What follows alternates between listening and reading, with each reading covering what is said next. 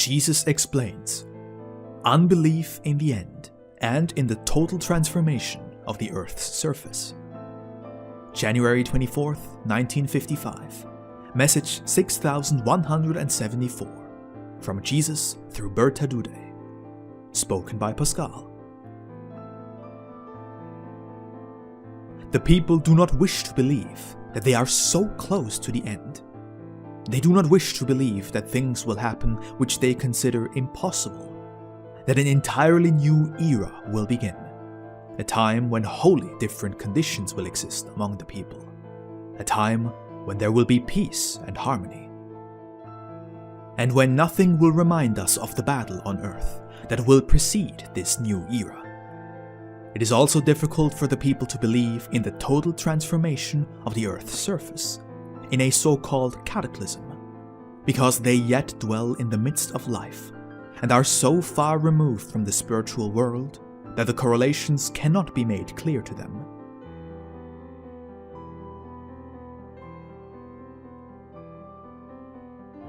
They are unaware that a change, a turning point, has become necessary, and that they themselves are the cause of it, precisely by their lack of faith, being completely devoid of spirituality. Only the material world stirs their thoughts, and they consider this world to be indestructible, and yet they will experience it. Upheavals will take place on earth and in spirit.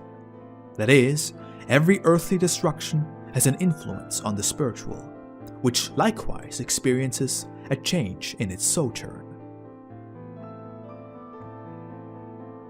The people will experience what they do not wish to believe, but the belief therein would motivate them to change themselves, so that they need not fear what they will experience, because it would not be to their detriment, whereas people without belief will be severely affected, without being able to defend themselves, and the end will come ever closer.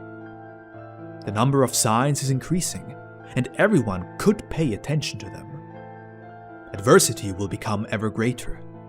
Indeed, the people will be startled out of their calm. Every person's thinking will be shaken by events of all kinds. Nature will express itself as a warning to the indifferent.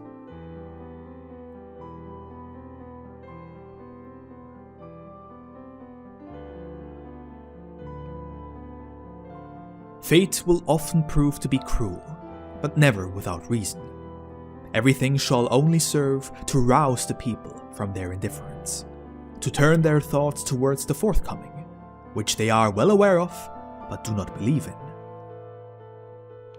And to all will be offered help, so they might gain faith in an end.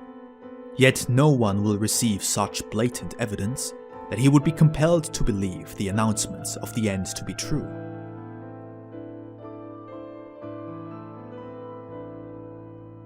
Anyone who follows the people's spiritual development will be able to believe it. Anyone who considers these events to be not only of an earthly and material nature, but associates them with people's spiritual state. Anyone who believes in a God at all, one who guides the people's destiny. For ones such as these, an end is more likely than a continuation upon the same path, which could never lead to a good conclusion. An end will come, and good for him who expects this and prepares himself to part with his physical life prematurely. For he will gain more than will be taken from him, and he will not be lost. Amen.